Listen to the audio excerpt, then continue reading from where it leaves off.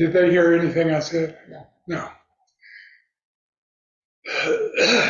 I said that I didn't know what Mershida was going to do for this course. We don't really ever talk about them. She's in a whole new phase of her journey as a teacher where she really doesn't know what she's doing now until she's doing it. She shared that with me the other day, which is beautiful. That's where I've been for a while. So she wanted me to talk a little bit about these beings, and some of them who are not in here, particularly Sheikh Hassan. He's not in here. Do we have him anywhere around here?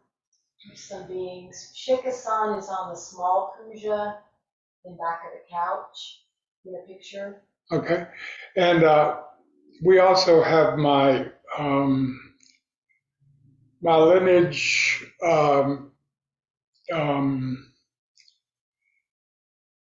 My Buddhist lineage. Well, the Dr. Sam made me a lineage calligraphy. So I think it's most that and Sheikh Hassan and Dr. oh, there's Sheikh Hassan. They're both right there. Yeah, I've absorbed these. It's been so long now that I've absorbed them and become them that I don't ever think about it anymore. I didn't even know they were there. But that's the secret of Rudra meditation. Every single one of these beings, they were all like masters that I was able to study with, be close to, have personal relationships with all of them. They all were willing and interested to have a personal relationship. And I'd already had gotten a functional mastery of Rudy's work, Rudra meditation, before I saw most of them, and a couple of them I met before I met Rudy's work, but I still was relating to them and growing with them after Rudy's work. So in essence, I was able to practice spiritual cannibalism with all of these beings. And that's what's really special. It's more than studying with people. It's something that nobody would understand. It's something nobody would ever talk about. When do you ever hear people talking about practicing spiritual cannibalism with masters to whom you're drawn or are drawn to you? Never existed before. So what is unique about me is that I have been able to become all of these people and receive not just receive, but carry their transmission, the one they received from the masters that they grew up with, to be able to bring that forward into a new time. And that's what's really unique about my journey, is I'm here to bring things forward. Ancient forms that all of these beings received, bring them forward in a new time.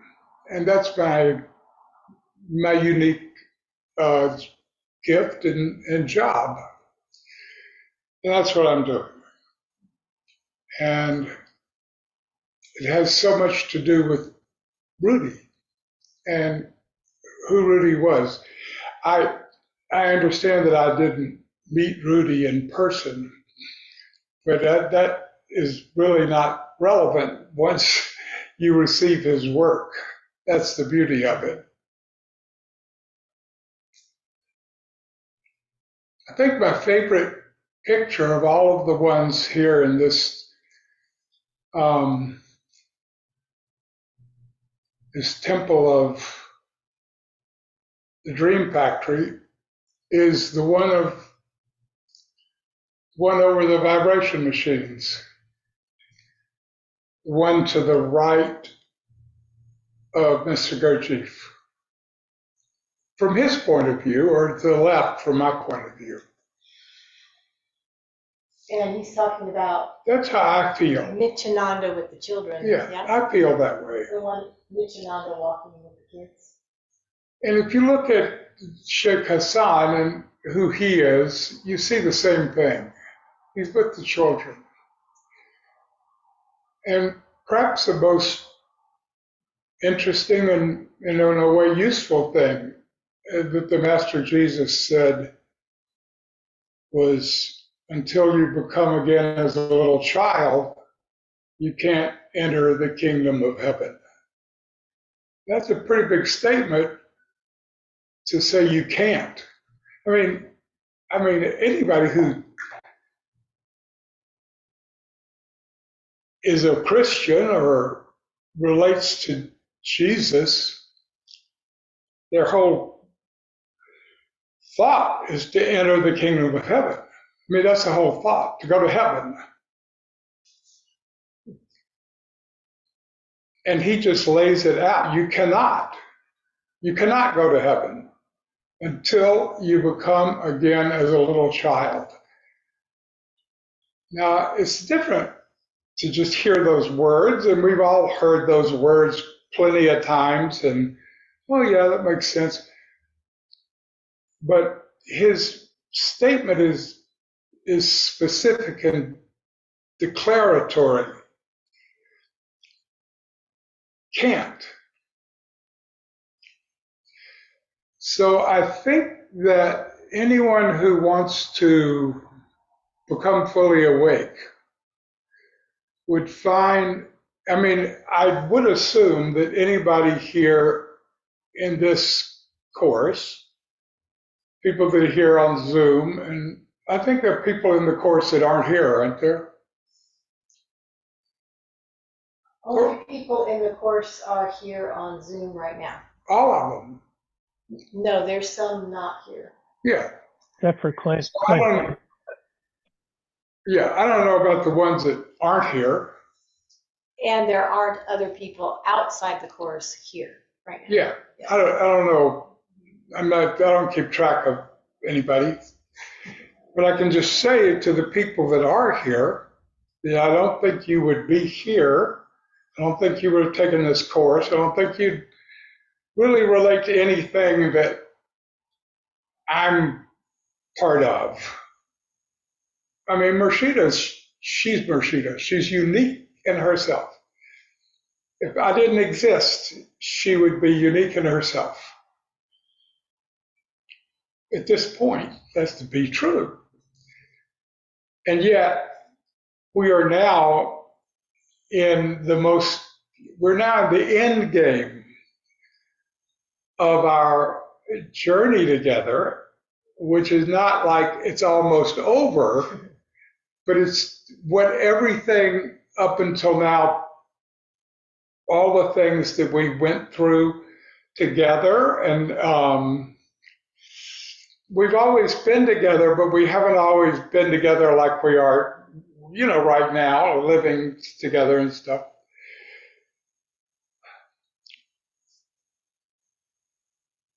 But everything has been part of what has been built. And now it's built. And we're in the beginning now. We're in the beginning of laying down the work that we're here to do. And one thing is really interesting is we both saw Daniel Giamario, and we both got really close to him. Sometime I'd like for you to read to these people or any people, that little summary of the introduction to his manual. It's just about that long. Mm-hmm. I don't know if we could do that today, probably not, but it'd be really nice, worth doing, and you could see why he's an important part of this piece. So we both saw him, and then Morshida told me something he said about us. In other words, he didn't say it to me, he said it to her, and she told me what he said. And this was like many, many years ago. Well, I really got it. In other words, it meant so much to me that he could see that. It told me everything about the importance of our connection with him and how his work and his consciousness is part of the greater work that we're bringing forward. And I would certainly recommend to everyone here, I'm not anybody that even thinks about astrology for 5 minutes any day. And yet there's something unique here. You can call it astrology, you can call it shamanic astrology, you can call it doing a reading, you can call it what you want, but it more has to do with beings who are part of a lineage of consciousness that have come together like those people in that book. More than human? More than human, like the more than human people. And there are two people that, in their mind, in their presentation, they're astrologers that are part of this transmission. And one of them you know really well, all of you know, almost all of you, knows Jim Yazim. Someone wanted him to do a reading for them, or maybe he offered to somebody I knew to do a reading from him, but the person invited me to sit in on the reading. I never had done that. I never think about astrology at all. I could say it blew my mind, but I could also just say I really got who he is and his place in the larger picture of what we are here to bring forward as a community, as a gestalt being more than human is really best explains it. A gestalt being more than human. And if you haven't, there are a couple of books that are really important to understanding our work. I would just say two. I would say More Than Human by Theodore Sturgeon, and I would say, what's the one about the fellow from Mars? Stranger in a Strange Land. Stranger in a Strange Land by Heinlein. Robert Heinlein. Yeah, they're part of the understanding of what we're here to do. So that's what I wanted to say. I just went along with what Morshida wanted to do and talked a little bit about just whatever came up in my mind about each of these masters, and she wanted me to talk about them. It's a little bit difficult to talk about them in the way she was asking me to, like, in a class in Zoom. It's almost like gossip. You're telling us a little story. And I'm not saying it's useless. It's just it doesn't, there's no way to bring the depth to it. There will be time when we will become very close to certain people, physically close and personally close.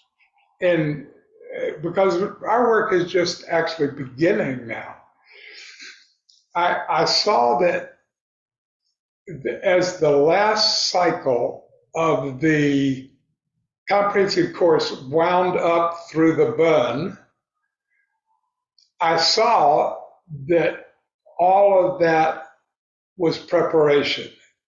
And I just saw how the last part of it was so powerful, and yet I saw that it was bringing forward something from the past and giving everybody the power of those tools, because the Bun's tools are the most powerful tools. And Rudy is Bun. So this is just something I'm aware of.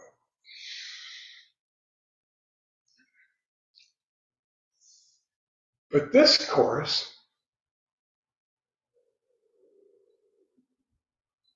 is the beginning. This is actually the beginning of our work. I was able to see that. The last course was, in a way, it was kind of like the beginning and the end. It was a funny thing. It was the beginning and the end.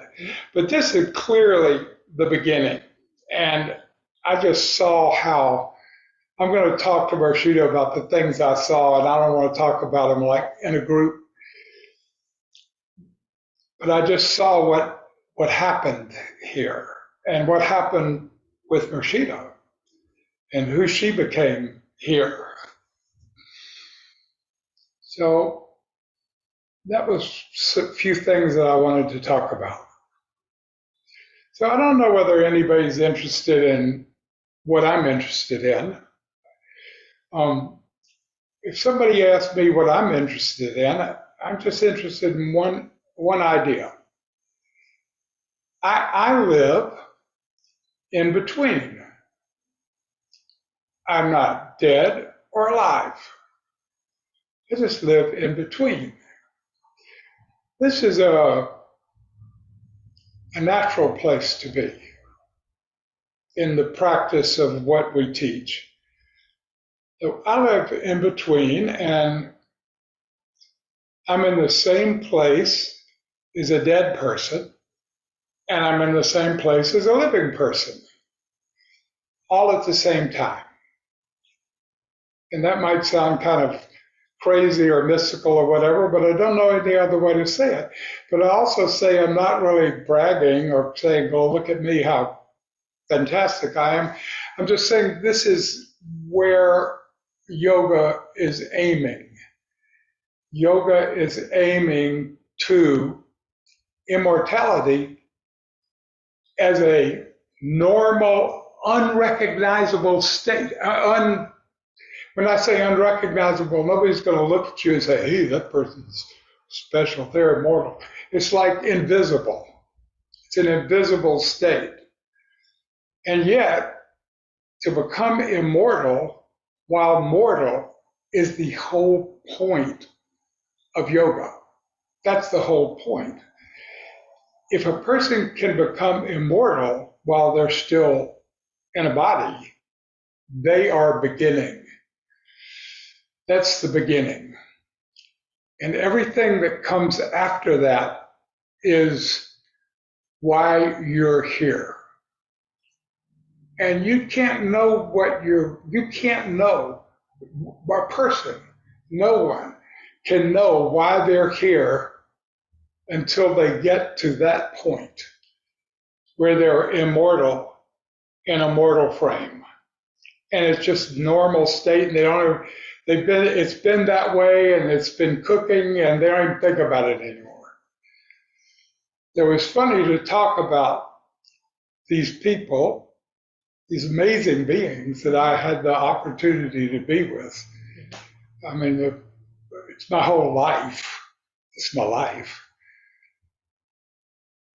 But it's funny just to talk about them because it's been so long I became all that.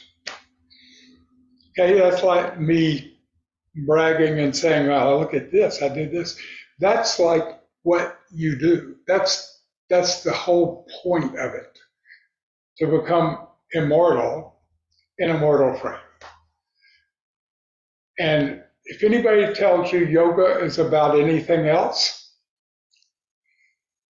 I won't say they don't know anything, but I'll say that they don't know what is yoga.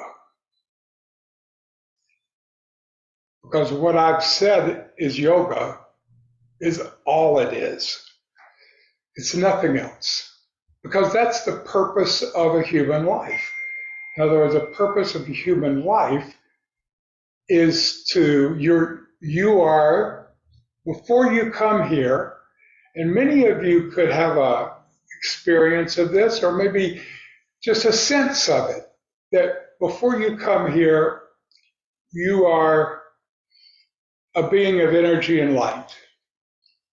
And then, as a being of energy and light, you choose. And I use the word choose very loosely. Don't think of it like, oh, I'm seeing. You know what I mean? It's not like that. But it's just a way of talking about something. You choose your path. You know, I chose to be birthed through Virginia Drennan, who Jesse, he made a seed, except he was a little concerned that maybe it wasn't him, but that's a whole nother subject. It's a different subject completely.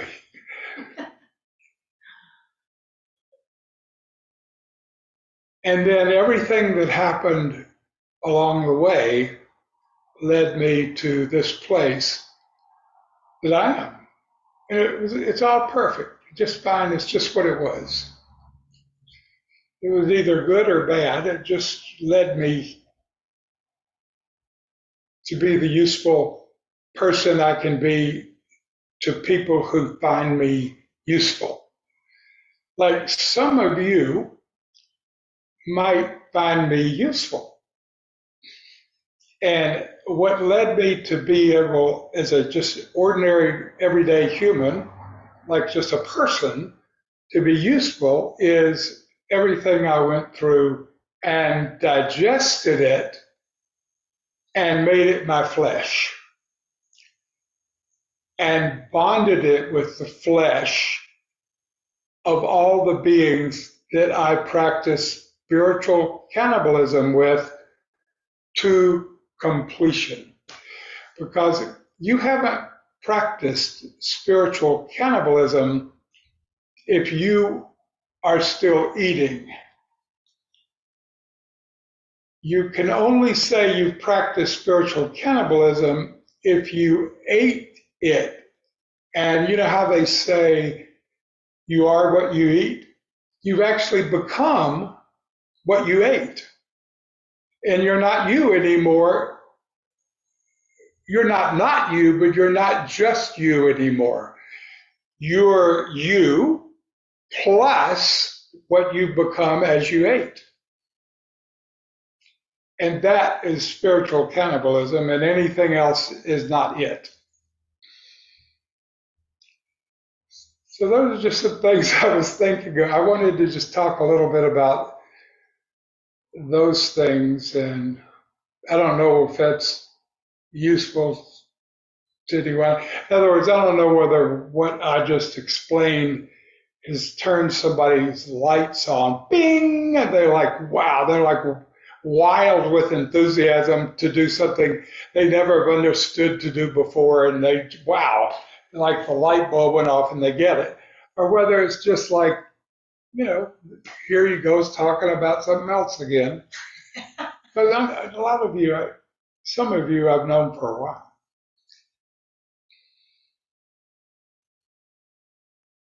Let me see if there was anything else. That's more or less where I wanted to go. It's really, for those of you who intend, the comprehensive course is intended to be taken from the beginning to the end. And we've always said you can jump in anytime.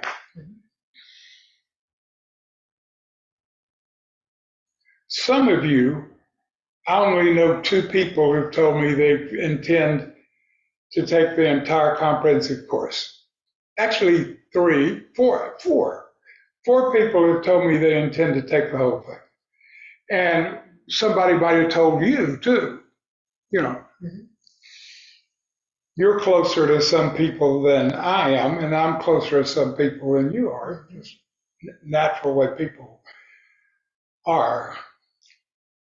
So those of you who intend to just do this dance with us all the way through the 5 years, 4 times a year on the 4 corners of the year. It's a wonderful journey, and this is the beginning of it this week. And it was just completely, and for me, what Mershida brought forward this week was mind-boggling, because I could never have imagined it. In other words, I could never have imagined the course that she taught. And in a way, it almost as if she didn't teach anything. She just presented herself to be a certain way as it was called to her in the moment of each day with the people that showed up in the Zoom.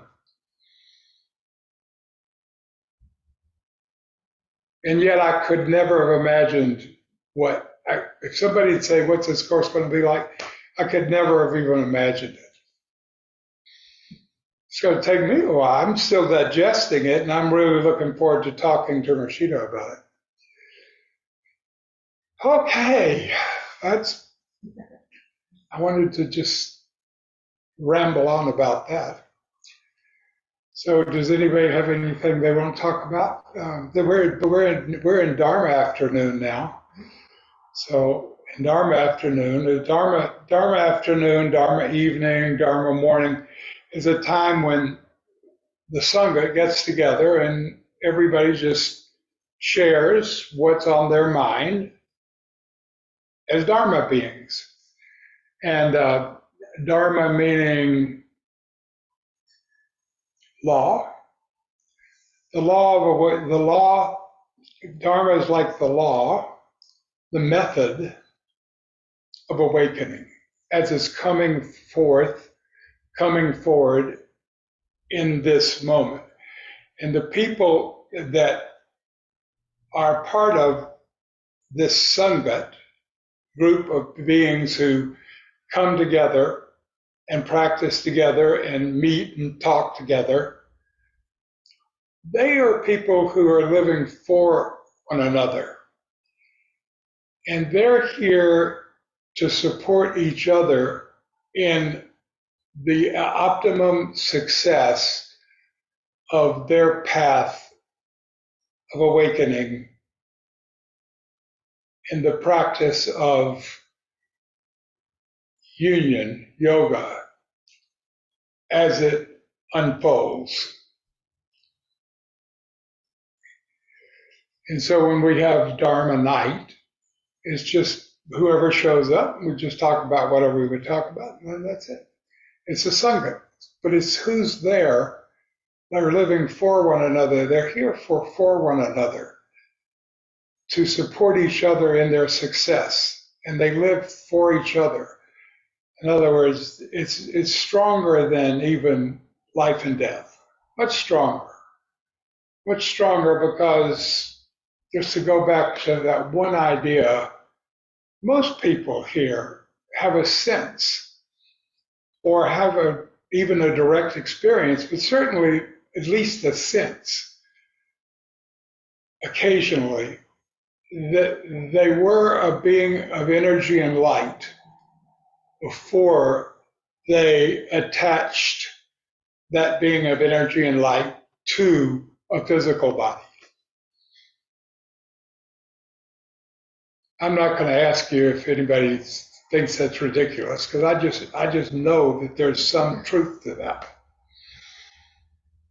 We've talked a lot about that because of the view. If you keep going back to where did that come from, and where did that come from, and where did that come from, and how did that get made, and how did that happen, you just keep going back and back and back. It's part of the Buddhist inquiry meditations you just always get back to light or energy and the space that the light or energy is in. And those two things interacting together, that's the Shiva Shakti principle also, that produces all the forms, subtle and gross, in their different configurations of the elements into very, very solid, slow-moving, sentient form like mountains, and things that have shorter lifetimes like humans, and even shorter lifetimes like mosquitoes, creating all the forms. And so we have talked quite a bit about that in last course and this course, and through the whole One Buddhist teaching, certainly, because that's the origin is always present, and we're always in our meditations to learn how to rest the mind back in its origin.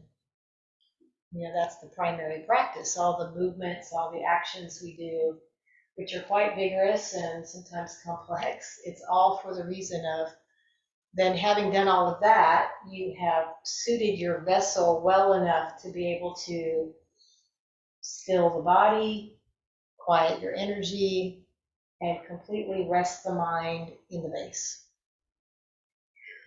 One thing we have now that we never had before, and it was the part that frustrated me most about all the cycles of the comprehensive force. I think we did 5 of them before now. Is that we always, whoever came to our comprehensive course, each one was just in an altered state of just an incredible state. It's not like we're great or not great. It's just the lineage beings that support this and that put us here to bring this forward. They're here working through us, and they are like, they have the power of God. They can put people in states they could never even imagine to get into. And that's happened to every course we've ever taught. But what hadn't happened is there was never any way for people to maintain that and grow that. And that's what I always wanted. I always wanted for people to come to these courses, get high or whatever they got, and then build that through practice and with Murshida, and also just on their own practice what they had learned. And then with Murshida, just, as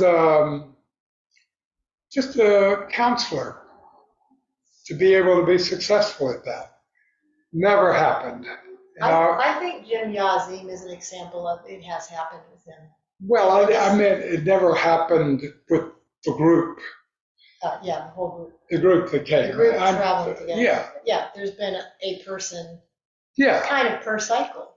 That's right. Each cycle, there's kind of been a primary person to have completed the whole round and have done the work in between each course to really see the big change, the big difference. So what we have now, we never had before, and it's perfect because it's just the beginning, is Murshida teaches 8 classes a week. And they're like on her website, and they're also on a printed piece of paper on a wall here, over there. And all you'd have to do is do these classes with her, and you will ground yourself in the perfection of the states that each of the comprehensive course can deliver, because each one delivers a different state and different tools and different gifts. It's not just random that there are 20 of them or 21 of them, however many there are. So that's why if there's a why, that'd be the why. That's why she's doing this. And the thing about Marshita is she wouldn't even say this. She just she doesn't care if people even come to her class. If nobody comes to her class, she doesn't care. She just teaches the computer and talks and does it. She practices and she invites people into her practice. But I don't know. I really care about this and I really am glad she's teaching it. So I want to encourage, since this is the beginning, and all of you came to the beginning of the comprehensive course, whether you come to any more of them or not. With this one, I would love it if you would do all of her classes with her between this one and the next one, even if you never take the next one, even if this is the last one you ever take, and experience drawing to yourself and perfecting the art and the tools of the particular lineage beings and um,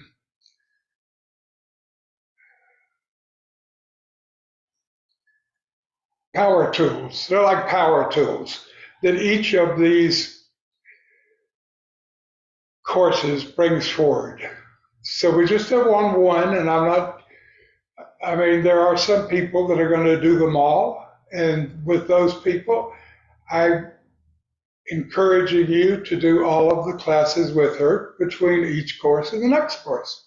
And I know there's somebody like, like maybe Luke, and he maybe he's got like somebody calls him up in the, in the middle of the night and said, I've got you to sell this house and be there tomorrow. And that's what Mershida teaches. So, okay, occasionally you're not going to be able to come, but the whole point is you will always come unless the part that grounds you in the world pulls you away. Because to be able to be grounded in your worldly life and support yourself and have a foundation that you can offer to other people always comes first. Now, I definitely said everything I want to say, and you're not going to find me as a person who's going to be bugging you if I notice you're ignoring what I said and not doing any of it at all. Yeah, the easiest way I can relate to this is that as a newbie coming into the school and learning about yoga and the practice, is I had one experience with Isa in my home, and then I had one experience with Isa in his home, and then I moved into the practitioner's house, and then I had the support of the community living together, doing practice together in the morning and in the night every day. And unless work interfered, we were at that practice. And I've told you this story before, that we even figured out the time that we had to start practice for that earliest person who had to get to work, which if any of you have heard me talk about Steve Supreme, he worked in a bakery and he didn't have a car. So I drove him to the bakery early in the morning. And so that's how we organized our life around the practice. That's what Isa's really recommending you do if you want to really make headway. And so and you've been hearing her talk in her morning shares that she's had to get up and start her sadhana at 4 a.m. because of what's coming up in her day. But she is committed to her sadhana and she has organized herself around her practice. So like that's a suggestion, because we really do need the constant. Tenzin Wangyal said, it's your practice is like the medicine, and you get it in the dropper and you drop the medicine on the wound, and it has to be regular, and it has to be consistent in order for the medicine to work. If you do it just here and there, you know, something happens. It's not that it's bad, but it's like a toenail fungus. You're not going to get rid of toenail fungus if you once in a while decided, do a little something about it, and then you wait a week, and then maybe you do something about it, and like that. You really got to apply that stuff every single day if you think you're going to get rid of toenail fungus. So we're just showing you that in thinking this out with being on Zoom and all of that, like, how do we practice together? How do we have this regular practice and support each other in Sangat without living physically together, like that opportunity I had? And that's why the Zoom classes are there. And so that is the offering. And even for me, I teach Monday through Friday and not on the weekend, so that I can also simply feel myself as to what practice wants to come in to me and integrate over the weekend, and then begin again that rhythm of the classes. So there's something that happens when we practice in a group, that kind of energy and support we get, and then there's something that happens when we practice on our own, and both are absolutely important. So that's what we're addressing. Yeah. We are available for support, and available also for things like, come stay with us for 24 hours or a week. You consider, coming and being here and being with us and practicing with us and having a little mini intensive. I don't know whether any of you understand Rudy's work. When I say Rudy's work, it's not complicated. It's all like in the first 40 pages of Spiritual Cannibalism, which some of his students put together some of his talks to create that book. So it's not really complicated. Anyway, in a way, in some way or another, all of you who are taking these courses with Murshida, or anybody that is, in a way is studying with her. And what's useful when you study with someone, it doesn't matter who it is, it's like if you're learning the piano and you get a chance to study with Artur Rubinstein, then you're going to want to become a piano player like that as yourself. So the whole purpose of practicing with Murshida and studying these things with her is whatever it is you perceive her to be, or however it is you perceive her state or her abilities, that's what you are here to achieve in yourself as yourself in your own unique way, so that when Murshida and I are done and gone, there might be some of you who are passing this forward. And that's why we created the comprehensive course, to see if we could find just a few people who would bring this forward, whether we were still in bodies or not. And with that, as my mama says, quoting Perry Mason, I rest my case.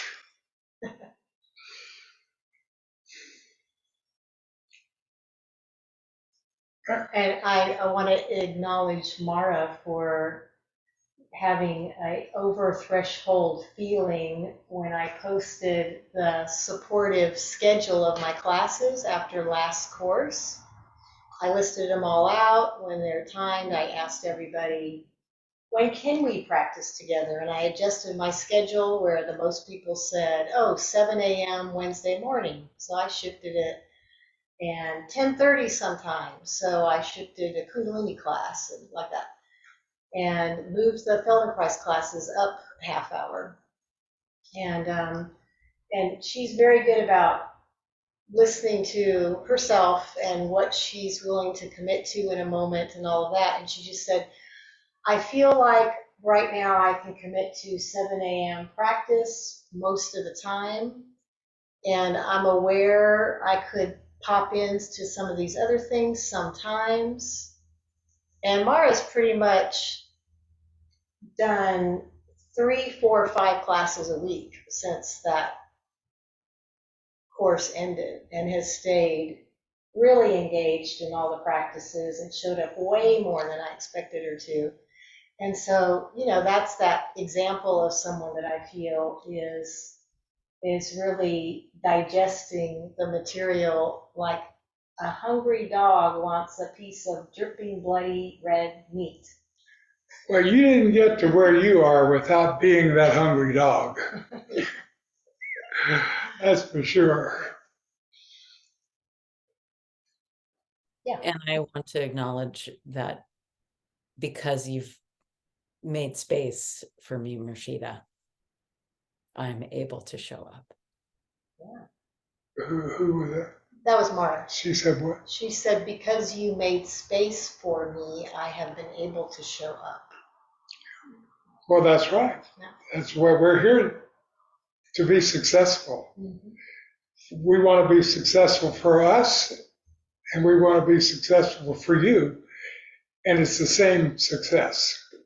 It's just one thing. To be awake, fully awake in a human form, so that when your human form falls away, there's no change at all. Nothing changes. Well, then I better keep before that happens. Looking at the clock.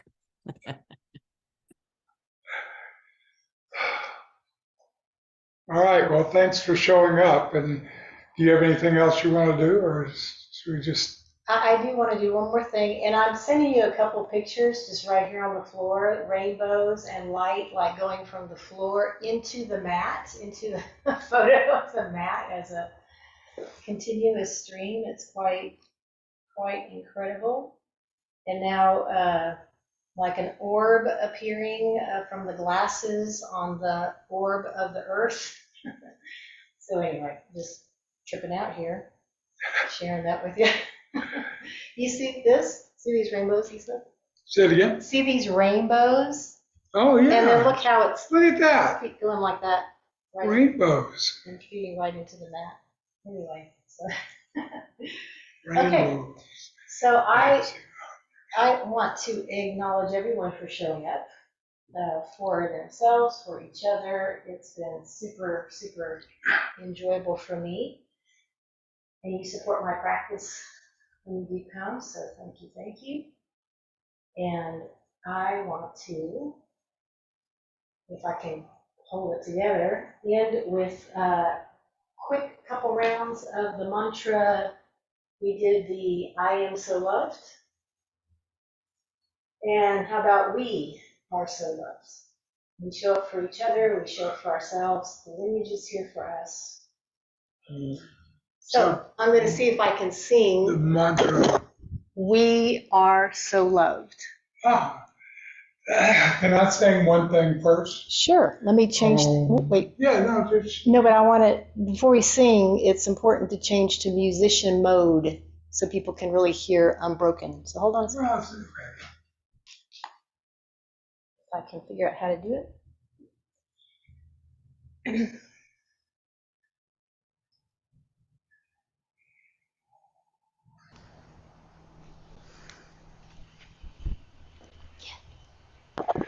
Om Sahana Bhavatu Sahano Bhunaktu Sahavyam Karavavahe Tejas Vida Vaditamatu Ma Bibishavahe.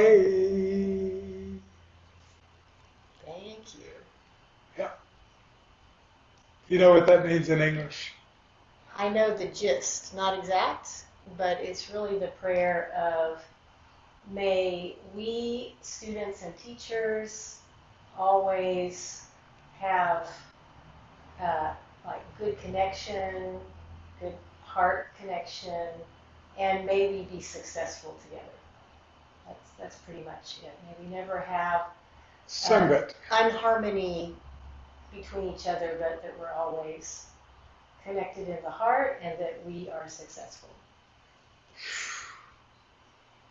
And the other song, after we do this, I want to sing with anybody who knows it. The other song that we know in English, this is perfect, that is perfect. Oh yeah. After. So now we're going to do, Oh, let's do that one next. okay. So this is the porno song. This is perfect. That is perfect. This is perfect. That is perfect. From the perfect comes the perfect. And if the perfect were ever taken from the perfect, only the perfect would remain. This is perfect. That is perfect. From the perfect comes the perfect. And if the perfect were ever taken from the perfect, only the perfect would remain. Now, can you sing that for everybody? And I used to know how to sing it, but I forgot this morning. Yeah. It's Om Purnamada Purnamidam Purnata Purnamudachyate Purnasya Purnamadaya Purnameva Vashishyate. Those are my two favorite songs. Okay. Alright, so just a little something to sing us into our next activity. You can even pop out whenever you like. I don't plan to do this too long, but here we go. We are so loved, we are so loved, we are so loved, we are so loved, we are so loved, we are so loved, we are so loved, we are so loved, we are so loved, we are so loved, we are so loved.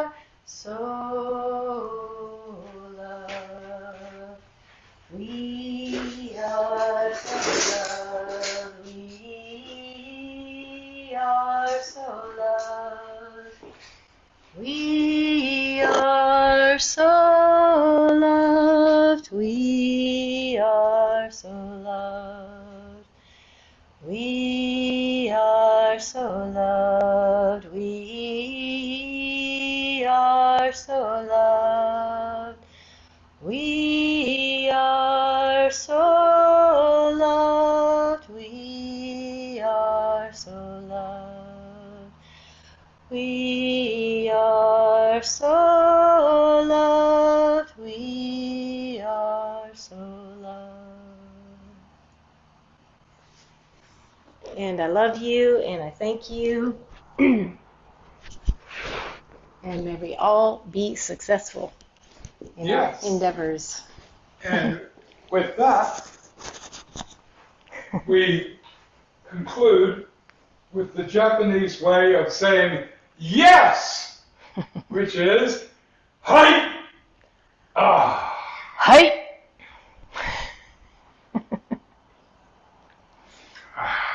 With the Thanks, Melissa. Marshita. Thanks, everyone. Love you, Luke. Thank you. Thank you so much.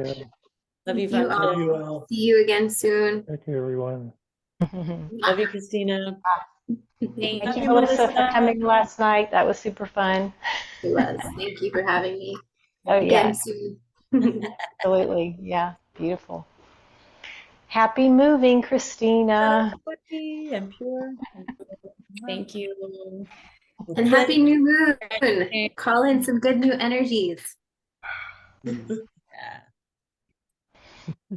Yeah. Thank you, everyone. Bye. Bye. Thank you. I love you all. Love you too. Thanks, Marshita. You're so welcome, Luke. Bye for now. Thanks for supporting people to be here. Always Yeah, my helping. pleasure to Mhm. see it, to see how much that they get out of it and all that is rewarding for me. Yeah. Yeah. Thank you so much. All right. Have happy trip up there in the East Coast Yeah, area. Cape Cod, it's beautiful up here. Yep. Wonderful. Thank you. Hmm. Love you. Bye. Love you too.